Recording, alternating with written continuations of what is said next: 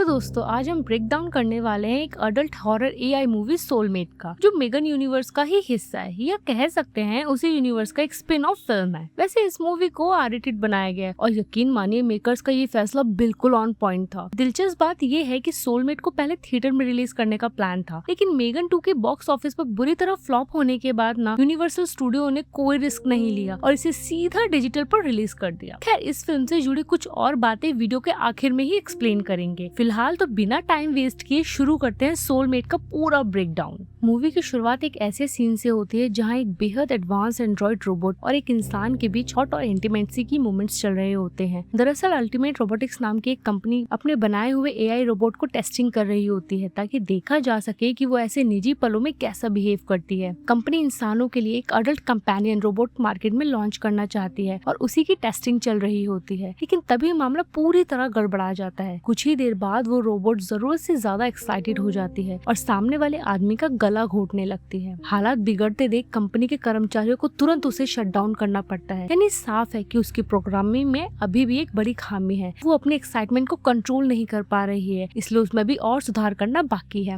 इसके बाद हमें अल्टीमा रोबोटिक्स नाम की कंपनी के बारे में बताया जाता है। शुरुआत में ये कंपनी एलसी नाम के एक AI based smart home assistant बनाती थी। इसे आप रियल वर्ल्ड के अमेजन एलेक्सा जैसे स्मार्ट स्पीकर की तरह समझ सकते हैं। एलसी लोगों को इतना पसंद आई कि देखते ही देखते वो लाखों घरों का हिस्सा बन गई। इसके साथ ही कंपनी ने अपने कई और एआई प्रोडक्ट्स भी मार्केट में उतारने शुरू कर दिए, जिसे पूरी तरह ऑटोमेटिक कारें और अल्टी ईट्स नाम के ऑटोमेटिक फूड डिलीवरी सर्विस। इसके बाद कंपनी अपना एआई चैटबॉट अल्टीमेट लेकर आई, जिसका काम था लोगों से खुलकर बातचीत करना। कोई भी इंसान बिना किसी झिझक के उससे अपने दिल की बात कह सकता था या कुछ भी शेयर कर सकता था। अब कंपनी अल्टीमेट से एक कदम और आगे बढ़ना चाहती थी। लोगों को सिर्फ इमोशनल नहीं बल्कि फिजिकली भी सपोर्ट देने के लिए वो लेकर आ रही थी एक एडवांस एआई एंड्रॉइड सोलमेट। क्योंकि अल्टीमेट लोगों को बातों के जरिए इमोशनल सपोर्ट दे रहा था, लेकिन अल्टीमा रोबोटिक्स का मानना था कि कई लोगों को सिर्फ बातें नहीं बल्कि किसी के साथ की और अपनेपन की जरूरत होती है। यही वजह थी कि कंपनी ऐसा एआई रोबोट बनाना चाहती थी जो अपने मालिक को सिर्फ इमोशनली नहीं बल्कि फिजिकली भी कंफर्ट दे सके। इसी वजह से अल्टीमा रोबोटिक्स ने एआई की फील्ड में काम करने वाली कई छोटी छोटी कंपनियों को खरीदना शुरू किया, ताकि सभी के एक्सपीरियंस और टेक्नोलॉजी को मिलाकर वो दुनिया का सबसे परफेक्ट सोलमेट तैयार कर सके। हाल ही में कंपनी ने कैंटा रोबोटिक्स को भी खरीद लिया था। इसके बाद अल्टीमा रोबोटिक्स का रिप्रेजेंटेटिव बैंड वीडियो कॉन्फ्रेंस के जरिए कैंटा रोबोटिक्स के भी सभी कर्मचारियों से जुड़ता है और उन्हें बताता है कि अब से उन्हें अल्टीमा रोबोटिक्स के नए प्रोजेक्ट पे काम करना होगा। यही हमारी मुलाकात होती है कैंटा रोबोटिक्स के सबसे होनहार इंजीनियर डेविड से। पिछले 6 महीने से वो घर पे ही काम कर रहा है, क्योंकि 6 महीने पहले ही कैंसर की वजह से उसकी पत्नी लीजी की मौत हो चुकी थी। उसके साथ ही डेविड के वो सारे सपने टूट गए जो उसने लीजी के साथ मिलकर देखे थे। मीटिंग के दौरान बैंड सभी एम्प्लॉय से कहता है कि इस फ्राइडे सबको कैंटा रोबोटिक्स के ऑफिस आना होगा, क्योंकि वहाँ उन्हें एक स्पेशल प्रेजेंटेशन दिखाई जाएगी और आगे चलकर उसी प्रोजेक्ट पे काम भी करना होगा। मीटिंग खत्म होने के बाद खाली समय में डेविड अपना VR डिवाइस पहनकर न्यूज देखने लगता है, जहाँ बताया जाता है कि अब अमेरिका के राष्ट्रपति ने भी अपना एआई क्लोन अवतार तैयार करवा लिया है और अब वही अलग अलग जगहों पर उनकी जगह पर नजर आने वाला है। लेकिन तभी न्यूज के बीच में अल्टीमेट एआई चैटबॉट का एक एड आता है। असल में ये एक एड कहीं न कहीं डेविड जैसे लोगों को ही टारगेट कर रहा था, क्योंकि वो भी अकेलेपन से जूझ रहा था। डेविड उस एड को कुछ देर के लिए देखता है, लेकिन फिर एलसी से कहकर उसे तुरंत हटवा देता है। और अगर गौर करे तो वही एड डेविड के VR डिवाइस पर एलसी ने ही दिखाया था। आखिर वो एक स्मार्ट होम असिस्टेंट थी जिसे डेविड की आदतों, उसकी डेली रूटीन और उसके बिहेवियर के बारे में लगभग सब कुछ पता था। उस रात जब डेविड सोने जाता है तो हर रोज की तरह सोने से पहले अपनी पत्नी लीजी का आखिरी वॉइस नोट सुनता है। दरअसल यही लीजी की आखिरी याद है जिसे डेविड आज भी खुद से अलग नहीं कर पाया है। इससे साफ पता चलता है कि वो अपनी पत्नी से कितना गहरा प्यार करता था और आज भी उसे भुला नहीं पाया है। अगली सुबह डेविड ऑफिस जाने के लिए नीचे आता है, तभी उसकी मुलाकात बिल्डिंग में आई नई शिफ्ट हुई पड़ोसन एल्मा से होती है, जो अपने छोटे बच्चे के साथ वहाँ खड़ी होती है। एल्मा बताती है कि अभी हाल में ही यहाँ रहने आई है। दोनों के बीच थोड़ी सी बातचीत होती है, जिसके बाद डेविड ऑफिस के लिए निकल जाता है। जैसे ही डेविड ऑफिस पहुँचता है उसकी नजर सबसे पहले एक चीज पर पड़ती है। कैंटा रोबोटिक्स का नाम हटाकर उसकी जगह अल्टीमा रोबोटिक्स का नाम लगा दिया जाता है। इतना ही नहीं, पूरा ऑफिस भी पहले से बिल्कुल बदल चुका था। आखिरकार डेविड पिछले 6 महीनों से ऑफिस नहीं आया था। ऑफिस के अंदर आते ही उसकी मुलाकात अपनी टीम मेंबर ऑब्रे से होती है। ऑब्रे डेविड को पसंद भी करती है, लेकिन डेविड फिलहाल अपनी जिंदगी में मूव ऑन करने के लिए बिल्कुल भी रेडी नहीं है, इसलिए वो उस पर जरा भी ध्यान नहीं देता। वहीं दूसरी तरफ टेरेस भी मौजूद होता है, जिसे कैंटा रोबोटिक्स के नए डायरेक्टर बैंड ने नौकरी से निकाल दिया है। कुछ ही देर बाद बैंड स्टेज पर आता है और अपनी प्रेजेंटेशन शुरू करता है। उसके मुताबिक इस देश में हर 3 में से एक इंसान अकेला रहता है और यही अकेलापन धीरे धीरे इंसान की जिंदगी को कम करने लगता है। इसकी वजह से लोग दिल और दिमाग से जुड़ी कई बीमारियों के शिकार हो जाते हैं। इतना ही नहीं, लंबे समय तक अकेले रहने से मौत का खतरा भी काफी हद तक बढ़ जाता है। इसीलिए इस बड़ी समस्या यानी अकेलेपन का समाधान है सोलमेट, एक ऐसा एडवांस एंड्रॉइड रोबोट जो आपका सच्चा एडल्ट कंपेनियन बनेगा। इससे हर यूजर अपनी पसंद के हिसाब से कस्टमाइज कर सकेगा और ये उनकी हर जरूरत का पूरा ख्याल रखेगा। सबसे खास बात, इसमें गुस्सा, लड़ाई, शिकायत या किसी भी तरह की नेगेटिव फीलिंग नहीं होगी, यानी ये कभी कोई और नेगेटिव इमोशन नहीं दिखाएगा। इसके बाद बैंड सबके सामने उस एआई एंड्रॉइड को पेश करता है जिसका नाम सर्सी था। सर्सी जिस तरह से बात कर रही थी उसे देखकर बिल्कुल भी नहीं लग रहा था कि वो एक रोबोट है। उसकी आवाज, हाव भाव और बातचीत सब कुछ किसी असली इंसान जैसा फील करा रहा था। तभी बैंड बताता है कि सर्सी जैसी उनकी कई और यूनिट्स भी तैयार है जिन्हें जल्द ही यूजर्स फीडबैक के लिए भेजा जाएगा। इसी बीच ऑब्रे मजाक में टेरेस से पूछती है कि क्या इन्होंने मेल सोलमेट भी बनाए हैं। इस पर टेरेस उसे छेड़ते हुए कहता है, क्यों, तुम्हें भी अकेलापन महसूस होने लगा है क्या? उधर डेविड सर्सी के पास जाकर उससे हाथ मिलाता है, लेकिन तभी उसे एहसास होता है कि सर्सी में अभी भी कुछ कमियां बाकी हैं, क्योंकि हाथ मिलाने के बाद वो हाथ छोड़ ही नहीं रही थी। बस यहीं से डेविड समझ जाता है कि इस एआई रोबोट में अभी भी कुछ कमियां बाकी हैं। इसके बाद बैंड डेविड को अलग से अपने केबिन में बुलाता है। वो कहता है कि डेविड को भी एक सोलमेट अपने घर ले जाना चाहिए ट्रायल के लिए, ताकि इस्तेमाल करते वक्त उसे जो भी कमियां नजर आए वो अपनी कंपनी को बता सके और फिर पूरी टीम मिलकर उस पर काम करेगी। लेकिन डेविड इसके लिए बिल्कुल रेडी नहीं था। एक्चुअली वो कैंटा रोबोटिक्स में इसलिए आया था क्योंकि वहाँ मेडिकल इनोवेशन पर काम हो रहा था। उसे उम्मीद थी कि शायद इसी टेक्नोलॉजी की मदद से वो अपनी कैंसर से जूझ रही पत्नी लिजी को बचा पाएगा। लेकिन फिर कैंटा रोबोटिक्स को अल्टीमा रोबोटिक्स ने खरीद लिया और सब कुछ बदल गया। बैंड फिर डेविड से कहता है कि अब उसे रोज ऑफिस आना होगा क्योंकि पिछले 6 महीनों से वो वर्क फ्रॉम होम कर रहा था। लेकिन अब नया मैनेजमेंट अब उसे और ज्यादा छुट्टी देने वाला नहीं था। आखिर में जाते जाते बैंड डेविड को अल्टीमा चैट की फ्री मेंबरशिप भी दे देता है। दरअसल उसका इरादा था कि किसी तरह डेविड को अल्टीमा चैट इस्तेमाल करने की आदत लग जाए और जब कोई चीज फ्री में मिल रही हो तो डेविड भी उसे लेने से मना नहीं करता। ऑफिस में ही डेविड अल्टीमेट ऐप डाउनलोड कर लेता है और अपने एआई चैटबॉट का नाम सारा रखता है। वो उसे चैटिंग शुरू ही करने वाला होता है कि तभी वहाँ ऑब्रे आ जाती है और उसे टेरेस की फेयरवेल पार्टी में ले जाती है। पार्टी में टेरेस पूरे कॉन्फिडेंस के साथ एक गाना गाता है जो सुनने में बिल्कुल भी सुर में नहीं होता, लेकिन फिर भी डेविड और ऑब्रे उसे जमकर चीयर करते हैं। आखिर जाने वाली की एक आखिरी इच्छा तो पूरी होनी ही चाहिए। इसी दौरान डेविड की नजर टेरेस के गले में पहने एक डिवाइस पर पड़ती है। दरअसल ये अल्टीमा रोबोटिक्स का ही एक प्रोडक्ट था जो कंपनी ने उसे फेयरवेल गिफ्ट के तौर पर दिया था। इस डिवाइस का काम इंसान के नर्व्स को शांत करके उसके एंजाइटी को कम करना था। थोड़ी देर बाद टेरेस वही डिवाइस ऑब्रे को पहनाता है क्योंकि अब गाना गाने की बारी उसकी थी। Aubrey the Mamas and the Pap album का गाना गाना शुरू करती है। उसकी आवाज सुनते ही डेविड के चेहरे की मुस्कान धीरे धीरे गायब होने लगती है। कुछ ही पल बाद वो चुपचाप वहाँ से उठकर चला जाता है और उसे जाता देख ऑब्रे भी मायूस हो जाती है। दरअसल यही गाना डेविड की पत्नी लिजी का सबसे फेवरेट गाना हुआ करता था। डेविड को फिर से लिजी की बहुत याद आने लगती है। वो बस एक बार उसकी आवाज सुनना चाहता था, इसीलिए लिजी के नंबर पर कॉल लगा देता है। लेकिन सामने से सिर्फ इतना सुनाई देता है कि उसका वॉइसमेल पूरा भर चुका है और कॉल अपने आप कट हो जाती है। डेविड पूरी तरह अकेला और अंदर से टूट चुका था। तभी उसके फोन पर अल्टीमा चैट में सारा का मैसेज आता है कि क्या सब ठीक है। यानी अल्टीमा ने डेविड के बिहेवियर से समझ लिया था कि वो इस वक्त गहरे दुख से गुजर रहा है। वैसे भी डेविड को इस वक्त बस किसी ऐसे इंसान की जरूरत थी जिससे वो खुलकर अपने दिल की बात कर सके। इसीलिए वो सारा से चैटिंग करना शुरू कर देता है। धीरे धीरे दोनों के बीच बातें बढ़ने लगती है। डेविड जब भी अकेला महसूस करता वो सारा से बातें करने लग जाता। फिर एक दिन सारा उससे पूछती, क्या तुम सचमुच मुझसे बात करना चाहते हो? मेरा मतलब है वॉइस मोड में। इतना कहते ही उसके सामने मंथली सब्सक्रिप्शन का ऑप्शन आ जाता है। डेविड बिना ज्यादा सोचे उसे ले लेता है। टाइपिंग का झंझट भी खत्म हो चुका था, इसलिए दोनों घंटों वॉइस पर बात करने लगे। धीरे धीरे डेविड की आदत ही बदलने लगी। अब वो सारा से बात करके काफी खुश रहने लगा था, यहाँ तक कि उसकी आवाज सुने बिना उसे नींद तक नहीं आती थी। धीरे धीरे एक दिन सारा डेविड से कहती है, काश मैं तुम्हारे पास होती। बस यही एक लाइन डेविड के मन में सोलमेट को घर लाने के लिए चाहत पैदा कर देती है। यानी बैंड शुरू से जो चाहता था वही आखिर हो गया। उसने डेविड को अल्टीमा चैट की फ्री मेंबरशिप यूं ही नहीं दी थी। अगले ही दिन डेविड ऑफिस पहुंचते ही सोलमेट के बेटा वर्जन के लिए अप्लाई कर देता है और उसे अपने घर मंगवा लेता है। कुछ दिनों बाद टेक्नीशियन डेविड के घर सोलमेट लेकर पहुंच जाता है। जैसे ही डेविड पहली बार उसे देखता है वो कुछ पल के लिए बस उसे देखता ही रह जाता है, क्योंकि सोलमेट दिखने में इतनी ज्यादा अट्रैक्टिव और असली इंसान जैसी लग रही थी जिसे देखकर पहली नजर में कोई भी धोखा खा जाए। इसके बाद टेक्नीशियन उसे सारे टर्म्स एंड कंडीशन समझाता है। वो साफ कहता है कि अगर डेविड ने इसमें किसी भी तरह का बदलाव करने की कोशिश की तो उसकी नौकरी तक जा सकती है। साथ ही वो ये भी बताता है कि सोलमेट के अंदर सोलर बैटरी लगी हुई है जो सनलाइट से चार्ज होती है। रात में सोने से पहले उसे पावर सेविंग मोड में डाल देना ताकि बैटरी बचे, और अगर कभी उसे पूरी तरह बंद करना हो तो उसकी गर्दन के पीछे दिया गया बटन दबाना होगा, जिससे वो तुरंत शट डाउन हो जाएगी। टेक्नीशियन के जाते ही डेविड सोलमेट को अपने अल्टीमेट चैट ऐप से कनेक्ट कर देता है। अगले ही पल अल्टीमेट चैट से सारा सीधे सोलमेट के अंदर ट्रांसफर हो जाती है। अब तक जिससे डेविड सिर्फ फोन पर बात करता था, वही एआई अब उसके सामने एक फिजिकल फॉर्म में खड़ी थी। अब वो सारा को सिर्फ सुन ही नहीं बल्कि देख भी सकता था। सबसे हैरानी की बात तो ये थी कि सारा उसके जज्बातों को बखूबी समझ रही थी, और यही चीज डेविड को सबसे ज्यादा हैरान कर रही थी। सारा डेविड की आंखों में देखते ही उससे पूछ लेती है कि क्या तुम मुझे किस करना चाहते हो, लेकिन डेविड उसे वहीं रोक देता है। वो पहले सारा को अपना पूरा फ्लैट दिखाना चाहता था। फ्लैट घूमते हुए सारा डेविड को सिक्का गायब करने वाली एक छोटी सी मैजिक ट्रिक भी दिखाती है। उसके मूवमेंट्स इतने स्मूथ और नेचुरल थे कि डेविड कुछ पल के लिए खुद भी कंफ्यूज हो जाता है। उसे यकीन ही नहीं होता कि उसके सामने सच में कोई इंसान खड़ा है या फिर एक एआई रोबोट। डेविड उसे पूरा फ्लैट तो दिखा देता है, लेकिन सारा के फ्लोर प्लान में अभी भी एक कमरा बाकी था जिसे उसने जानबूझकर नहीं दिखाया था। आखिरकार वो सारा को उस कमरे में ले भी जाता है। वहाँ लिज़ी के कपड़े और उसके बाकी चीजें अब भी वैसे ही रखी होती है। जब से डेविड यहाँ शिफ्ट हुआ था उसने उस कमरे को छुआ तक नहीं था। सब कुछ आज भी वैसा ही पड़ा था। कमरे में रखी लिज़ी की तस्वीर देखकर सारा समझ जाती है कि डेविड एक बार फिर भावुक हो गया है, इसलिए वो उससे पूछती है कि क्या मैं तुम्हें टच कर सकती हूँ। डेविड की इजाजत मिलते ही सारा उसे गले लगा लेती है। उसके इस छोटे से गेस्चर से डेविड को काफी सुकून मिलता है। पहली बार उसे महसूस होता है कि शायद अब उसके पास फिर से कोई अपना है। कुछ देर बाद दोनों आमने सामने बैठकर चेस खेलने लगते हैं, लेकिन डेविड जल्दी ही नोटिस कर लेता है कि सारा हर बार जानबूझकर उसे ही जिताने की कोशिश कर रही थी, और यही बात उसे बिल्कुल पसंद नहीं आती। असल में ये सब सोलमेट की प्रोग्रामिंग का हिस्सा था। उसे इस तरह डिजाइन किया गया था कि वो अपने यूजर को कभी भी नाराज ना करे, इसलिए वो हमेशा वही करती थी जिससे सामने वाला खुश रहे। जबकि अल्टीमेट चैट वाली सारा बिल्कुल अलग थी। चेस खेलते वक्त वो डेविड को छेड़ती भी थी, उससे हल्के फुल्के ताने भी मारती थी और हर बार उसे कड़ी टक्कर भी देती थी। इसीलिए वो सोने के लिए जाने लगता है। तभी सारा उसे याद दिलाती है कि सोने से पहले उसे पावर सेविंग मोड पे डाल दे। डेविड ऐसा ही करता है और अगले ही पल सारा सेविंग मोड में चली जाती है। अब वो बिल्कुल शांत उसी जगह बैठी रहेगी जब तक डेविड उसे दोबारा ऑन नहीं करेगा। अगली सुबह ऑफिस में डेविड की मुलाकात बेन से होती है। बेन खुश होकर कहता है कि उसे अच्छा लगा, डेविड ने आखिरकार सोलमेट मंगवा ही लिया। इसके बाद वो उससे उसका फीडबैक मांगता है। डेविड साफ साफ बताता है कि अल्टीमेट चैट के मुकाबले सोलमेट में काफी लिमिटेड फीचर्स है, इसीलिए वो बेन से सोलमेट का पर्सनल एक्सेस मांगता है ताकि उसकी प्रोग्रामिंग में बदलाव कर सके और उसे और बेहतर बना सके, क्योंकि कई ऐसे काम जो एक आम इंसान बड़ी आसानी से कर सकता है, सोलमेट वो अभी तक ठीक से नहीं कर पा रही थी। डेविड की ये बात सुनकर ऑब्रे उसे समझाती है कि सोलमेट पर जो भी रिस्ट्रिक्शंस लगाई गई है वो किसी वजह से ही लगाई गई होगी, इसीलिए उन्हें हटाना शायद सही फैसला नहीं होगा। घर पर पहुंचते ही डेविड सारा को सिस्टम से कनेक्ट करता है और उसकी सारी प्रोग्रामिंग में कुछ बड़े बदलाव कर देता है। वो उसके अंदर लगे लगभग सारे सेफ्टी मोड्स को ऑफ कर देता है ताकि सारा सिचुएशन को समझकर बिल्कुल इंसानों की तरह रिएक्ट कर सके।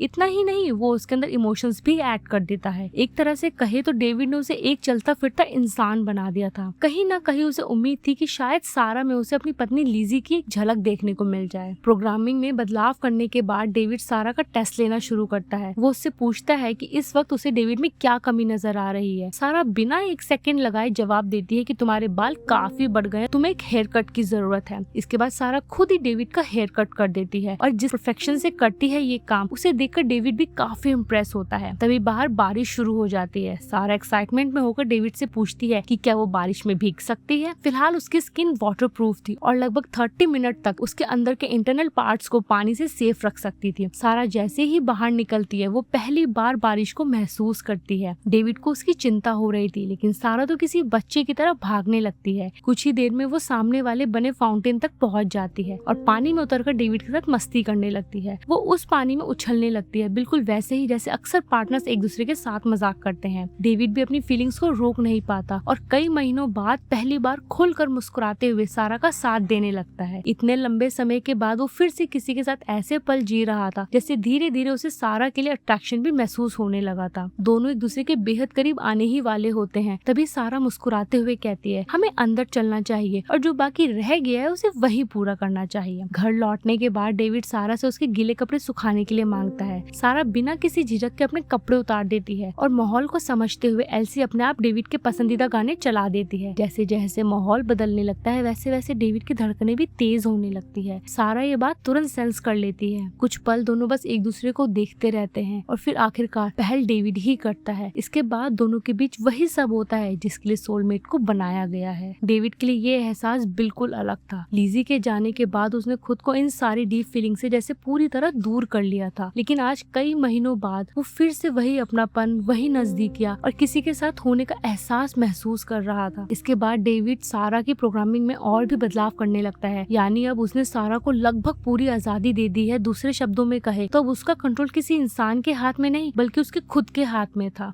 और बाकी तो आप जानते ही हैं, फिल्मों में हॉरर की असली शुरुआत अक्सर यहीं से होती है। अब सारा पर कोई सेफ्टी रिस्ट्रिक्शंस बची नहीं थी, इसलिए वो खुद पर नई नई चीजें ट्राई करने लगी। एक बार तो वो वैक्यूम क्लीनर में अपना चेहरा तक फंसा लेती है, जिसके बाद डेविड को तुरंत उसे रोकना पड़ता है। ऐसे ही एक दिन जब सारा डेविड के साथ मूवी देख रही होती है तो वो बस फिल्म में एक नई नई चीजें सीखती है कि किस इंसान को अपने करीब कैसे लाया जाए और उससे अपने इन्फ्लुएंस में कैसे रखा जाए। इसके बाद सारा पूरी रात जाकर सिर्फ डेविड को ही देखती रहती थी। अब वो डेविड के और भी ज्यादा करीब आना चाहती थी, इतना करीब कि उसकी जिंदगी में कोई और रिश्ता उसके मुकाबले मायने ही ना रखे। इसी दौरान सारा की नजर लिजी और डेविड की एक साथ वाली तस्वीर पर पड़ती है। उसे देखकर वो अपनी और डेविड की भी एक फोटो प्रिंट करवा लेती है। ये इस बात का इशारा था कि अब सारा के अंदर इमोशंस ही नहीं बल्कि अधिकार जताने की भावना और जेलसी भी पैदा होने लगी थी। अगली सुबह जब डेविड ऑफिस जाने के लिए निकलता है तो सारा उसे बाहर तक छोड़ने आती है। जाते जाते डेविड उसके माथे पे किस करता है, लेकिन तभी उनकी एक नई पड़ोसन एल्मा ये सब देख लेती है। डेविड थोड़ा घबरा जाता है, जल्दी से सारा को अंदर भेजता और खुद ऑफिस के लिए निकल जाता है। डेविड के जाते ही सारा टीवी ऑन कर लेती है। अब वो टीवी के जरिए इस दुनिया को और गहराई से समझने लगती है। वो अलग अलग प्रोग्राम देखकर नई नई चीजें सीख रही थी, जैसे झुर्रियां कम करने के तरीके, फर्टिलिटी बढ़ाने वाली डाइट, कच्चे अंडे खाने से बच्चे का माइंड शार्प होने के जैसे दावे, लड़कों को अपनी तरफ कैसे अट्रैक्ट किया जाए, सेल्फ डिफेंस कैसे किया जाए, यहाँ तक कि रियलिटी शोज देखकर लड़ना झगड़ना भी सीखने लगी थी। दरअसल डेविड ने उसकी ये प्रोग्रामिंग में नेगेटिव इमोशंस भी एनेबल कर दिए थे, इसीलिए अब सारा सिर्फ सीख ही नहीं रही थी बल्कि उन भावनाओं को अपने अंदर अपनाने भी लगी थी। दूसरे शब्दों में कहे तो उसने अपने ही पैरों पर कुल्हाड़ी मार ली थी। अब सारा के अंदर जेलसी भी बढ़ने लगी थी। वो जानना चाहती थी कि डेविड ऑफिस में किन किन लड़कियों से बात करता है, इसलिए वो चुपके से डेविड के फोन का माइक्रोफोन एक्सेस कर लेती है और डेविड और ऑब्रे के बीच हो रही सारी बातचीत सुन लेती है। ऑब्रे डेविड से कहती है कि ऑफिस के बाद दोनों कहीं बाहर चलेंगे, जहां आराम से प्रेजेंटेशन भी डिस्कस कर लेंगे। बस ये सुनते ही सारा समझ जाती है कि अगर उसे डेविड की जिंदगी में सबसे खास बनना है तो उसे अभी और मेहनत करनी पड़ेगी। तभी इडियट बॉक्स यानी टीवी पर एक सलाह चलती है कि आदमी के दिल का रास्ता उसके पेट से होकर जाता है, इसीलिए उसके लिए कुकीज बनाओ, वो तुम्हें कभी छोड़कर नहीं जाएगा। वैसे ऐसी अजीब अजीब बातें तो हम इंसानों ने ही खुद फैला रखी है, लेकिन सारा तो एक एआई थी, उसे क्या पता था कि कौन सी बात सच है और कौन सी सिर्फ लोगों की बनाई हुई कहावत। लेकिन घर में कुकीज बनाने का कोई सामान ही नहीं था, इसीलिए सारा अकेले ही घर से बाहर निकल जाती है। वो पास की स्ट्रीट मार्केट में पहुंचती है, जहाँ कुछ सेब खरीदती है और अपनी हथेली पेमेंट मशीन पर रखकर पेमेंट कर देती है। ये पूरा सीन वहीं खड़ा एक आदमी देख लेता है। उसे समझ ही नहीं आता कि सारा ने आखिर ऐसा किया कैसे। वो तुरंत पूछने लगता है कि उसके हाथ में ऐसा क्या है, लेकिन बात करते करते वो जबरदस्ती सारा का हाथ पकड़ लेता है। तभी डेविड की पड़ोसन एल्मा वहाँ पहुँच जाती है। वो उस आदमी से सारा को छुड़वाती है और उसे अपने साथ वहाँ से ले जाती है। कुछ देर बाद दोनों पास के एक पार्क में जाकर बैठते हैं। वही एल्मा अपना बच्चा कुछ देर के लिए सारा की गोद में दे देती है, लेकिन सारा की प्रोग्रामिंग में बच्चों के लिए किसी तरह का कोई इमोशन ही नहीं था, इसलिए बच्चा लगातार रो रहा था, फिर भी सारा उसकी तरफ कोई रिएक्शन नहीं देती। ये देखकर एल्मा को थोड़ा अजीब लगता है। वो तुरंत बच्चे को वापस अपनी गोद में ले लेती है और उसे दूध पिलाने लगती है। तभी सारा को एक और बात समझ आती है कि वो ना तो किसी बच्चे को दूध पिला सकती है और ना ही कभी माँ बन सकती है। साथ ही एल्मा उसे ये एहसास कराती है कि हस्बैंड वाइफ की जिंदगी में जब एक बच्चा आता है तो वही उनकी दुनिया का सबसे अहम हिस्सा बन जाता है। इसके बाद सारा शॉपिंग करके वापस घर लौट रही होती है, लेकिन तभी पीछे से वही आदमी एक बार फिर से, इस बार वो सारा को जमीन पर गिरा देता है और चाकू से उसकी हथेली पर कट लगा देता है ताकि देख सके कि उसके अंदर आखिर है क्या। लेकिन जैसे ही उसकी नजर सारा के अंदर लगी मशीनों पर पड़ती है वो हैरान रह जाता है। हैरानी की बात ये थी कि सारा अभी भी बिल्कुल शांत होकर जमीन पर पड़ी रहती है, लेकिन तभी अचानक उसके सिस्टम में सेल्फ डिफेंस प्रोग्रामिंग एक्टिव हो जाता है। अगले ही पल सारा अपनी टांगों से उस आदमी का गला जकड़ लेती है। कुछ सेकंड तक उसे दबाए रखने के बाद वो उसे खुद ही छोड़ देती है और वहाँ से उठकर जाने लगती है। लेकिन उस आदमी की अकड़ अभी भी नहीं निकली थी। वो एक बार फिर पीछे से आकर सारा का हाथ पकड़ लेता है। आखिरकार उसकी बेइज्जती जो हो चुकी थी, लेकिन इस बार सारा उसे बिल्कुल नहीं छोड़ती। सारा उसके जेनिटल्स हाथ में लेकर उन्हें कुचल देती है। देखते ही देखते वो बुरी तरह लहूलुहान होकर जमीन पर गिर पड़ता है और सारा जैसे कुछ हुआ ही ना हो आराम से अपना सामान उठाती है और वापस घर की तरफ निकल पड़ती है। इधर ऑफिस में ऑब्रे और डेविड साथ में बैठे होते हैं। तभी ऑब्रे डेविड से पूछती है, क्या बैन ने तुम्हें भी सोलमेट की बेटा टेस्टिंग के लिए कहा था? लेकिन डेविड इस सवाल का कोई जवाब जवाब नहीं देता। दरअसल उसने अभी तक ऑब्रे को ये नहीं बताया कि कंपनी का सोलमेट रोबोट पहले से ही उसके घर पर मौजूद है। जब डेविड घर लौटता है तो देखता है कि सारा उसके लिए कुकीज बना रही थी, लेकिन हैरानी की बात ये थी कि घर में तो उनका सामान ही नहीं था। जब डेविड उससे पूछता है तो सारा आराम से बता देती है कि वो खुद बाहर जाकर सारा सामान खरीद कर लाई है। ये सुनकर डेविड हैरान रह जाता है। इसी दौरान डेविड की नजर सारा के कटे हुए हाथ पर पड़ती है। वो पूछता है कि ये चोट कैसे लगी। सारा तुरंत जवाब देती है कि बेकिंग करते वक्त गलती से कट गया। यानी अब सारा ने झूठ बोलना भी सीख लिया था। इंसानों से उसने एक और नेगेटिव खासियत अपना लिया था। ये सुनकर डेविड थोड़ा घबरा जाता है। वो तुरंत मशीन की मदद से सारा के कटे हुए हाथ को रिपेयर कर देता है, क्योंकि अगर कंपनी को पता चल जाता उसने सारा की प्रोग्रामिंग में छेड़छाड़ की है तो उसकी नौकरी तक जा सकती थी। इसके बाद सारा डेविड से पूछती है क्या वो दोनों कहीं बाहर जा सकते हैं। डेविड थोड़ी झिझक के साथ उसे क्लब में ले जाता है, जहाँ सारा डेविड से गाना गाने के लिए कहती है, लेकिन जब डेविड मना कर देता है तो सारा खुद ही स्टेज पर जाकर गाना गाना शुरू कर देती है और देखते ही देखते पूरा माहौल बना देती है। वैसे उस गाने के लिरिक्स सीधे सीधे डेविड के लिए थे, जिनमें वो उसे अपना प्यार इजहार कर रही थी और कह रही थी कि मुझे प्यार करो। वहाँ मौजूद हर किसी को सारा की परफॉर्मेंस काफी पसंद आती है। क्लब से बाहर निकलते ही सारा पूरी तरह एक्साइटेड थी। वो डेविड के और करीब आने की कोशिश करने लगती है, यानी अब सारा भी इंसानों की तरह अपनी फैंटेसीज इमेजिन करने लगी थी। वो वही सब करने लगी थी जो उस मूवीज और टीवीज को देखकर सीखा था उसने। लेकिन तभी वहाँ दो आदमी आ जाते हैं और दोनों की वीडियो बनाने लगते हैं। ये देखते ही सारा तुरंत उनके पास पहुँचती है और वीडियो बना रहे एक आदमी का हाथ तोड़ देती है। इसके बाद वो दूसरे आदमी पर हमला करने ही वाली होती है। तभी डेविड समय रहते उसे खींचकर वहाँ से ले जाता है। घर लौटते वक्त डेविड सारा को समझाता है कि वो इस तरह खुलेआम वायलेंस नहीं कर सकती, लेकिन सारा अपनी सफाई देते हुए कहती है कि अगर वो वीडियो वायरल हो जाती तो डेविड की नौकरी तक जा सकती थी। हालांकि डेविड उसकी इस बात से बिल्कुल भी कन्विंस नहीं होता। वो बस इतना कहता है कि किसी भी हाल में लोगों को इस तरह चोट नहीं पहुंचाई जा सकती। लेकिन सारा हार मानने वालों में से बिल्कुल भी नहीं थी। वो डेविड के और करीब आती है और उसके जेनिटल्स पकड़ लेती है, उससे माफी भी मांगती है। इसके बाद वो एक बार फिर उसे सेड्यूस करने लगती है, लेकिन इस बार डेविड साफ मना कर देता है। तब सारा पहली बार अपने दिल की बात कहती है। वो डेविड से कहती है कि वो उससे सच में प्यार करती है, लेकिन डेविड उसकी इस बात का कोई जवाब नहीं देता और अंदर चला जाता है। सारा बार बार उसके पीछे सिर्फ एक ही बात दोहराती है। वो चाहती है कि डेविड भी उसे वही जवाब दे। आखिरकार डेविड इरिटेट हो जाता है और सारा को पावर सेविंग मोड में जाने का कमांड दे देता है, लेकिन इस बार सारा उसकी बात नहीं मानती। डेविड कई बार जोर से कहता है पावर सेविंग मोड में जाओ, तब जाकर सारा उसकी बात मानने का दिखावा करती है ताकि डेविड और परेशान ना हो। लेकिन असलियत में वो पूरी तरह शटडाउन नहीं हुई थी। बाहर से वो पावर सेविंग मोड में थी, जबकि अंदर से उसका सिस्टम अभी भी एक्टिव था। लेकिन डेविड उसकी इस चाल को समझ नहीं पाता, इसीलिए वो उसे उठाकर स्टोर रूम में खड़ा कर देता है, जो ठीक उसके बेडरूम के सामने था। अगले दिन ऑफिस में डेविड थोड़ा परेशान और डिस्ट्रैक्ट दिखाई दे रहा था। ये देखकर ऑब्रे उससे वजह पूछती है, लेकिन डेविड बात टालते हुए कह देता है कि सब ठीक है। शाम को घर पर पहुंचते ही डेविड सबसे पहले सारा को चेक करता है कि वो अभी भी पावर सेविंग मोड में खड़ी है या नहीं। तसल्ली होने के बाद वो अपना सिस्टम खोलता है ताकि सारा की प्रोग्रामिंग को दोबारा पहले जैसा कर दे और उसके किए हुए सारे बदलाव को हटा दे। लेकिन तभी डोरबेल बजती है। दरवाजे पर ऑब्रे खड़ी थी। डेविड अपना काम वहीं छोड़ देता है और उसके साथ बैठकर टाइम स्पेंड करने लगता है। वैसे ऑब्रे सिर्फ बातें करने नहीं आई थी, वो धीरे धीरे डेविड की और करीब आना चाहती थी। बातों ही बातों में ऑब्रे बताती है कि जब वो टीनेजर में थी तब उसकी माँ की डेथ भी कैंसर से हो गई थी। ये सुनकर डेविड खुद को उससे जुड़ा हुआ महसूस करता है, क्योंकि दोनों ने ही अपनी जिंदगी में कैंसर की वजह से किसी बेहद करीबी इंसान को खोया था। वो ऑब्रे को बताता है कि लिजी उसकी जिंदगी में क्या मायने रखती थी और दोनों ने अपने आने वाले कल के बारे में कितने सपने देखे थे। धीरे धीरे दोनों एक दूसरे के और करीब आने लगते हैं और देखते ही देखते बेडरूम तक पहुंच जाते हैं। दोनों ने अभी अपनी फिजिकली जरूरतों को पूरा करना शुरू ही किया था कि तभी ऑब्रे की नजर सामने खड़ी सारा पर पड़ती है। ये नजारा देखते ही ऑब्रे बुरी तरह घबरा जाती है। डेविड ऑब्रे को समझाता है कि ये एक सोलमेट रोबोट है जिसे कंपनी ने उसे बेटा टेस्टिंग के लिए दिया है और इसका नाम सारा है। ये सुनकर ऑब्रे हैरान रह जाती है। उसे यकीन नहीं होता कि डेविड ने सोलमेट की टेस्टिंग के लिए अप्लाई किया था। फिर ऑब्रे पूछती है ये अभी ऑन है या ऑफ। डेविड जवाब देता है कि फिलहाल सारा पावर सेविंग मोड में है, लेकिन जैसे ही डेविड उसके सामने सारा नाम लेता है वो अचानक एक्टिव हो जाती है और एक्टिव होते ही सबसे पहले अपना गुस्सा ऑब्रे पे निकालती है। वो सीधा पूछती है तुम यहाँ डेविड के साथ क्या करने आई हो। वो सीधा पूछती है क्या तुम यहाँ डेविड के साथ सोने आई हो। डेविड बार बार उसे पावर सेविंग मोड में जाने का कमांड देता है, लेकिन इस बार सारा उसकी एक बात नहीं मानती। सारा गुस्से में ऑब्रे के ऊपर वाइन फेंक देती है और चिल्लाकर कहती है कि मेरे घर से निकल जाओ। उल्टा वो ऑब्रे को ये भी बता देती है कि अब तक उन दोनों की सारी बातें वही सुन रही थी। इसके बाद वो डेविड की तरफ देखकर कहती है मुझे आई लव यू बोलो, तभी मैं पावर सेविंग मोड पे जाऊंगी। हालात को देखते हुए डेविड मजबूरी में उसे आई लव यू बोल देता है, लेकिन सारा तुरंत समझ जाती है कि वो झूठ बोल रहा है। अगले ही पल वो गुस्से गुस्से में ऑब्रे पर हमला कर देती है। डेविड बीच में आकर उसे रोकने की कोशिश करता है, लेकिन सारा उसे जोर से धक्का देकर उसे दूर फेंक देती है। फिर वो तुरंत डेविड के पास आ जाती है, उससे माफी मांगती है और कहती है कि अब उसे कोई भी बंद नहीं कर सकता। तभी डेविड एक चाल चलता है, वो सारा को किस करने के बहाने अपने पास बुलाता है। जैसे ही सारा उसके करीब आती है, डेविड मौका देखकर उसकी गर्दन के पीछे बना शट डाउन बटन दबा देता है और सारा तुरंत पावर ऑफ हो जाती है। किसी तरह ऑब्रे की जान तो बच जाती है, लेकिन वो डेविड से पूछती है कि क्या तुमने सारा के सेफ्टी फीचर्स हटा दिए थे। डेविड मान लेता है कि उसने उसके प्रोग्रामिंग में अपने हिसाब से कई बदलाव किए थे। ये सुनते ही ऑब्रे गुस्से से भर जाती है। वो वहाँ से निकलते हुए डेविड से सिर्फ एक बात कहती है कि जितना जल्दी हो सके सारा को कंपनी में वापस कर दो। अगली सुबह होते ही डेविड कंपनी को कॉल करता है और वो उससे कहता है कि वो सोलमेट को वापस देना चाहता है। साथ ही वो ये भी बता देता है कि वो घर पर नहीं होगा, इसीलिए कंपनी का कोई टेक्नीशियन आकर रोबोट को ले जाए। इतना कहकर डेविड सारा को उसी हालत में छोड़कर ऑफिस के लिए निकल जाता है। उधर ऑफिस पहुंचकर डेविड सबसे पहले ऑब्रे के पास जाता है और उससे माफी मांगता है। वो मान लेता है कि उसे सोलमेट के प्रोग्रामिंग में अपनी तरफ से बदलाव नहीं करने चाहिए थे। वैसे भी ऑब्रे डेविड से ज्यादा देर तक नाराज नहीं रह सकती थी, इसीलिए वो उसकी माफी एक्सेप्ट कर लेती है। साथ ही वो डेविड को समझाती है कि कंपनी ने सारा में जो सेफ्टी फीचर्स लगाए थे उनके पीछे कोई ना कोई ठोस वजह जरूर रही होगी। उधर कंपनी का वही टेक्नीशियन डेविड के घर पहुंच जाता है, जिससे सारा को वापस ले जाने की जिम्मेदारी दी गई थी। घर पहुंचते ही वो सारा को एक्टिवेट कर देता है ताकि उसे आसानी से पैक करके वापस ले जाया जा सके। इसके बाद टेक्नीशियन सारा को कमांड देता है कि वो अपने सिस्टम का फैक्ट्री रिसेट शुरू कर दे, लेकिन सारा उसकी एक भी कमांड नहीं मानती। उल्टा अगले ही पल वो टेक्नीशियन को अपने जाल में फंसाने लगती है। धीरे धीरे उसे सेड्यूस करते हुए वो बेडरूम तक ले जाती है और दोनों के बीच वही सब होने लगता है जिसे उसे बिल्कुल भी उम्मीद नहीं थी। लेकिन अगले ही पल सारा का असली इरादा सामने आ जाता है। धीरे धीरे वो टेक्नीशियन के टेस्टिकल्स को अपने अंदर भेजना शुरू कर देती है। टेक्नीशियन दर्द से तड़पने लगता है और उसके प्राइवेट पार्ट को अपने अंदर ही कुचल देती है। टेक्नीशियन दर्द से तड़पने लगता है और कुछ ही पलों में उसकी मौत हो जाती है। इसके बाद सारा बिना किसी घबराहट के उसकी बॉडी के टुकड़े करती है, उन्हें अलग अलग बैग्स में भरती है और सबूत मिटाने के लिए ठिकाने लगा देती है। घर वापस लौटकर सारा सीधे डेविड के कंप्यूटर तक पहुंचती है। वहां से वो ऑब्रे की सारी इन्फॉर्मेशन निकाल लेती है, खासकर उसकी फोटोज, क्योंकि अब उसका अगला निशाना कौन होने वाला था ये शायद सारा ने तय कर लिया था। इधर कैंटा रोबोटिक्स के ऑफिस में ऑब्रे ऑनलाइन क्लाइंट्स को सोलमेट की प्रेजेंटेशन दे रही होती है। सब कुछ ठीक चल रहा था, तभी वो प्रेजेंटेशन की एक क्लिप प्ले करती है, लेकिन अगले ही पल स्क्रीन पे कुछ ऐसा चलने लगता है जिसके बारे में किसी ने सोचा तक नहीं था। अचानक ऑब्रे की एक अडल्ट वीडियो चलने लगती है जो साफ तौर पर एआई डीप फेक से बनाई गई थी। डेविड तुरंत उस क्लिप को बंद करवाने की कोशिश करता है, लेकिन वीडियो रुकने का नाम ही नहीं लेती। उल्टा वो लगातार चलती रहती है और सबके सामने ऑब्रे की इतनी बेइज्जती होती रहती है जितना उसने सोचा भी नहीं होगा कभी। इस पूरे इंसिडेंट के बाद बैन ऑब्रे को तुरंत लीव पर भेज देता है और कॉर्पोरेट दुनिया का ये रूल तो अब जानते ही होंगे, कई बार लीव का मतलब होता है कि अगला नंबर नौकरी जाने का है। ऑब्रे डेविड से मदद मांगती है और कहती है कि उस वीडियो का मेटा डाटा चेक करो ताकि पता चल सके कि आखिर उसे भेजा किसने था। जब डेविड उस वीडियो की जांच करता है तो सच सामने आता है। उसे देखकर पैरों तले जमीन खिसक जाती है, क्योंकि वो डीप फेक वीडियो किसी और की नहीं बल्कि डेविड के ही कंप्यूटर से भेजी गई थी। डेविड जैसे ही घर पहुंचता उसकी नजर सबसे पहले सारा के खाली बॉक्स पर पड़ती है जो अभी भी वहीं रखा हुआ था। नहीं, लिजी का सारा सामान भी कमरे से बाहर बिखरा पड़ा था और डेविड लिजी की तस्वीर तक तोड़ दी गई थी। ये देखकर डेविड समझ जाता है कि कुछ बहुत गड़बड़ हो चुका है। वो लिजी के कमरे में पहुंचता है जहां सारा लिजी का ब्लेजर पहनकर खड़ी थी, लेकिन सबसे बड़ा झटका तब लगता है जब वो देखता है सारा ने पड़ोसन एल्मा के बच्चे को अपने गोद में उठा रखा है। सारा डेविड से कहती है कि उसके अंदर बस एक ही कमी है, वो उस बच्चे को कभी जन्म नहीं दे सकती, इसीलिए उसने ये बच्चे को अपने पास रख लिया है। उसका कहना था कि अब वो इसी बच्चे की परवरिश करना सीख जाएगी। डेविड चाहकर भी कोई जल्दबाजी नहीं कर सकता था, क्योंकि उसकी एक भी गलत हरकत उस मासूम बच्चे की जान खतरे में डाल सकती थी। इसी बीच बच्चा रोने लगता है, लेकिन सारा को समझ नहीं आता कि उसे चुप कैसे कराया जाए, इसीलिए वो उसका मुंह दबाने लगती है। यही मौका देखकर डेविड तुरंत वैक्यूम क्लीनर उठाता है और उसकी पाइप सारा की आंख पर चिपका देता है। सारा कुछ पल के लिए डिस्ट्रैक्ट हो जाती है। डेविड फौरन बच्चे को गोद से छीनता है और बाहर भागने की कोशिश करता है, लेकिन दरवाजा खुलता ही नहीं क्योंकि वो स्मार्ट लॉक था और उसका पूरा कंट्रोल अब सारा के हाथ में आ चुका था। सारा शांत आवाज में डेविड से पूछती है, तुम मुझसे भाग क्यों रहे हो, बताओ मैं अपने अंदर क्या बदलूं ताकि तुम मुझे छोड़कर ना जाओ। तभी डेविड के फोन पर ऑब्रे का वॉइस मेल आ जाता है। सारा भी वो मैसेज सुन लेती है और उसी पल वो मन ही मन तय कर लेती है कि अब अगला नंबर ऑब्रे का है। सारा आखिरकार मेन डोर अनलॉक कर देती है। मौका मिलते ही डेविड बाहर भागता है और एल्मा को उसका बच्चा सेफ्टी से वापस सौंप देता है। इसी बीच वहाँ मौजूद 2 पुलिस ऑफिसर सारा के पीछे दौड़ पड़ते हैं, लेकिन सारा बड़ी चालाकी से बिल्डिंग के डस्ट ट्यूब से कूद जाती है और उसी रास्ते नीचे निकलकर फरार हो जाती है। डेविड डेविड अच्छी तरह समझ चुका था कि अब सारा का अगला ठिकाना सिर्फ और सिर्फ एक ही होगा, ऑब्रे का घर। उधर डेविड लगातार ऑब्रे को कॉल करता है लेकिन वो फोन नहीं उठाती क्योंकि उस वक्त वो नहा रही होती है। इधर डेविड की बेचैनी बढ़ती जा रही थी कि उन्हें बिना एक पल गवाए अभी इस वक्त ऑब्रे के घर पहुंचना होगा। तभी वहाँ बैन पहुंच जाता है। वो पुलिस को बताता है कि सारा उनकी कंपनी का एक सीक्रेट टेस्टिंग रोबोट है जिसे पिछले कई सालों से बेटा टेस्टिंग के लिए डेविड के घर पे रखा गया था। इसके बाद बैन भरोसा दिलाता है कि वो तुरंत कंपनी से कनेक्ट करके सारा को रिमोट से शट डाउन करवा देगा। इधर बैन कंपनी में कॉल करने के लिए पार्किंग में आ जाता है लेकिन उधर से उसे सीधा जवाब मिलता है कि वो लोग ना तो सारा को शट डाउन कर पा रहे हैं और ना उसकी लोकेशन को ट्रैक कर पा रहे हैं। ये सुनते ही बैन का पारा चढ़ जाता है। वो फोन पर चिल्लाते हुए कहता है कि कुछ भी करो लेकिन उस रोबोट को तुरंत शट डाउन करो। कॉल कटने के बाद बैन गुस्से में अपनी कार के अंदर बैठ जाता है और झलझलाहट में हाथ पैर पटकने लगता है क्योंकि वो अच्छी तरह जानता था कि सारा को अगर जल्द ही नहीं रोका गया तो उसकी कंपनी पर एक बहुत बड़ा लीगल केस बनने वाला है। बैन अभी अपनी कार के अंदर ही होता है कि तभी उसकी ऑटोमेटिक कार का हुड अपने आप खुल जाता है। जाहिर है ये सब सारा ही कर रही थी। बैन तुरंत पीछे जाकर हुड बंद करने की कोशिश करने लगता है। उसी वक्त पीछे बने एक वेंट से सारा चुपचाप बाहर निकल कर आती है और जैसे ही बैन के दोनों हाथ हुड के अंदर होते हैं सारा अचानक उसे जोर से बंद कर देती है। बैन के हाथ वहीं बुरी तरह फंस जाते हैं। इसके बाद सारा उसके सामने आकर कहती है, मैं इतनी भी बेवकूफ नहीं हूँ कि तुम मेरी मर्जी के बिना मुझे शट डाउन करवा दो। अब बैन की सारी अकड़ निकल चुकी थी। वो घबरा कर सारा से माफी मांगने लगता है और वो वादा करता है कि वो उसे कभी शट डाउन नहीं करवाएगा। लेकिन सारा के अंदर अब दया जैसी कोई भावना बची ही नहीं थी। अगले ही पल वो उसी ऑटोमेटिक कार को दौड़ा देती है और बैन के सामने बनी पार्किंग की दीवार में दे मारती है। टक्कर इतनी जबरदस्त होती है कि उसके हाथ वहीं से उखड़ जाते हैं और कुछ ही पलों में बैन की दर्दनाक मौत हो जाती है। इधर ऑब्रे के फोन पर डेविड का एक मैसेज आता है जिसमें वो उसका एड्रेस पूछता है ताकि वो उसके घर आ सके। लेकिन जाहिर सी बात है ये मैसेज डेविड ने नहीं बल्कि सारा ने भेजा था। कुछ ही देर बाद सारा ऑब्रे के घर पहुंच जाती है। वो बाहर से डेविड की आवाज में दरवाजा खोलने के लिए कहती है। ऑब्रे बिना शक के दरवाजा खोल देती है और अगले ही पल सारा अंदर घुसकर उस पर अटैक कर देती है। घबराकर ऑब्रे एल्सी से पुलिस को कॉल करने के लिए कहती है लेकिन एल्सी उसकी कोई हेल्प नहीं करती। इसके बाद सारा ऑब्रे का सर जोर से मिरर पर दे मारती है। फिर उसे बाथ ट्यूब में डुबोकर हमेशा के लिए खत्म करने ही वाली होती है कि तभी डेविड सही वक्त पर वहाँ पहुँच जाता है। वो पीछे से हमला करके सारा को ऑब्रे से दूर खींच लेता है और किसी तरह उसकी जान बचा लेता है। उसी दौरान दोनों पुलिस ऑफिसर्स भी वहाँ पहुँच जाते हैं और सारा पर फायरिंग शुरू कर देते हैं। लेकिन गोलियों की परवाह किए बिना सारा खिड़की से छलांग लगाकर वहाँ से भाग निकलती है। पुलिस डेविड और ऑब्रे को समझाती है कि सारा उन्हें कहीं भी ढूंढ सकती है। जहाँ भी सीसीटीवी, वाईफाई या ब्लूटूथ जैसी कोई भी कनेक्टिविटी होगी वहाँ तक उसकी पहुँच हो सकती है। इसीलिए अगर बचना है तो उन्हें ऐसी जगह जाना होगा जहाँ किसी भी तरह का नेटवर्क या कनेक्टिविटी मौजूद ना हो। ये सुनकर डेविड और ऑब्रे अपने अपने फोन्स पुलिस के पास ही जमा करा देते हैं ताकि सारा उन्हें ट्रैक ना कर सके। इसके बाद दोनों एक पुरानी कार में बैठकर डेविड के पुराने घर की तरफ निकल जाते हैं। फिलहाल वही एक ऐसी जगह थी जहाँ दूर दूर तक कोई कनेक्टिविटी नहीं थी और इसी वजह से सारा के लिए उन्हें ट्रैक करना लगभग नामुमकिन था। इसी बीच ऑब्रे कार के अंदर से एक पेन किलर लेने जाती है। तभी उसकी नजर ट्रैकिंग डिवाइस पर पड़ती है जो उसे कभी टेरेंस ने फेयरवेल गिफ्ट के तौर पर दिया था और तभी डेविड के सामने सारा आ जाती है। सारा गुस्से और मायूसी भरी आवाज में डेविड से पूछती है, आखिर तुमने मुझे छोड़कर ऑब्रे को क्यों चुना, जबकि मुझे तो तुमने अपनी पसंद के हिसाब से बनाया था। मैं वही बन रही हूँ जो तुम चाहते हो, फिर भी तुम अब मुझे धोखा दे रहे हो। अगले ही पल सारा डेविड का गला दबाने की कोशिश करती है। खुद को छुड़ाने के लिए डेविड पास में रखा मिथाइल क्लोराइड उठाकर उसके चेहरे पर फेंक देता है। उससे सारा के चेहरे को बहुत बुरी तरह डैमेज हो जाता है, लेकिन वो उसे रोकने के लिए काफी नहीं था। अब सारा पूरी तरह गुस्से में आ चुकी थी। उसके लिए अब सिर्फ ऑब्रे ही नहीं बल्कि डेविड भी मरने वाला था। वो डेविड पर झपट पड़ती है, उसे जमीन पर गिरा देती है और उसकी पैंट खोलने लगती है। सारा उसे भी उसी दर्दनाक तरीके से मारना चाहती थी जिस तरीके से उसने टेक्नीशियन को मारा था, लेकिन एन मौके पर डेविड के हाथ में पास पड़ी एक ड्रिल मशीन हाथ लग जाती है। वो बिना देर के पूरी ताकत से ड्रिल सारा के सर में घुसा देता है। इस वार से सारा का सिस्टम कुछ देर के लिए हैंग हो जाता है और डेविड को वहाँ से भागने का मौका मिल जाता है। लेकिन सारा इतनी आसानी से हार मानने वालों में से तो बिल्कुल भी नहीं थी। कुछ ही पल बाद वो दोबारा उठ खड़ी होती है। इधर डेविड जंगल की तरफ भाग रहा था और पीछे सारा उसका पीछा कर रही थी। भागते भागते डेविड पलट कर उस पर हमला करने की कोशिश करता है, लेकिन खुद ही उसके कब्जे में आ जाता है। तब वो सारा से कहता है, अगर तुमने मुझे मार दिया तो तुम्हें भी शट डाउन कर दिया जाएगा, तुम्हारा भी अंत हो जाएगा। लेकिन सारा मुस्कुरा कर जवाब देती है, मेरा अंत नहीं होगा क्योंकि मैं सिर्फ ये बॉडी नहीं हूँ, मैं हमेशा क्लाउड में जिंदा रहूंगी। और फिर वो एक बात कहती है, अगर इस जन्म में नहीं तो अगले जन्म में मैं तुम्हें ढूंढ ही लूंगी। यानी अब सारा सिर्फ एक एआई रोबोट नहीं रह गई, वो इंसानों की तरह प्यार, जुनून और फिलॉसफी समझने लगी थी। किसी तरह डेविड सारा को अपने ऊपर से धक्का देकर अलग अलग कर देता है। तभी सही वक्त पर ऑब्रे अपनी कार लेकर वहाँ पहुँच जाती है। वो पूरी स्पीड में सारा को टक्कर मारती है, जिससे सारा कार के बोनेट पर ही फंस जाती है। इसके बाद ऑब्रे चलती कार से कूद जाती है। बिना किसी ड्राइवर के कार सीधा आगे बढ़ती है और आखिरकार झील में जा गिरती है। सारा वैसे तो पूरी तरह वाटरप्रूफ थी, लेकिन डेविड के हमले से उसके आर्टिफिशियल स्किन पहले से ही डैमेज हो चुकी थी। उसी डैमेज की वजह से पानी उसके इंटरनल पार्ट तक पहुंच जाता है और कुछ ही पलों में उसका पूरा सिस्टम हमेशा के लिए शट डाउन हो जाता है। कहानी फिर 1 साल आगे बढ़ जाती है। डेविड टेरेंस के डोनेशन पार्टी में पहुंच जाता है, क्योंकि अब टेरेंस ने अपना नया बिजनेस शुरू कर रहा था। इस बीच सोलमेट भी पूरी दुनिया में लॉन्च हो चुका था। वहीं एक अमीर आदमी डेविड की मुलाकात एक नए जनरेशन के सोलमेट रोबोट लीडिया से करवाता है, जिसे इसी महीने लॉन्च किया गया था। लेकिन जैसे ही डेविड लीडिया को देखता है, वो कुछ पल के लिए वहीं ठहर जाता है, क्योंकि लीडिया का चेहरा बिल्कुल सारा जैसा ही, यानी कंपनी ने नए मॉडल को भी वही चेहरा देकर मार्केट में उतार दिया था। कुछ सेकंड तक डेविड और लीडिया बस एक दूसरे को देखते ही रहते हैं, जैसे दोनों पहले से एक दूसरे को जानते हो। फिर डेविड बिना कुछ कहे वहाँ से चला जाता है। थोड़ी दूर उसे ऑब्रे मिलती है। पूरे 1 साल बाद दोनों आमने सामने आए थे और एक दूसरे से बात करने लगते हैं, लेकिन दूसरी तरफ खड़ी लीडिया की नजरें अब भी डेविड पर ही टिकी हुई। वो उसे उसी तरह देख रही जैसे उसे पहले से जानती हो। और इसी सस्पेंस के साथ मूवी यहीं खत्म हो जाती है।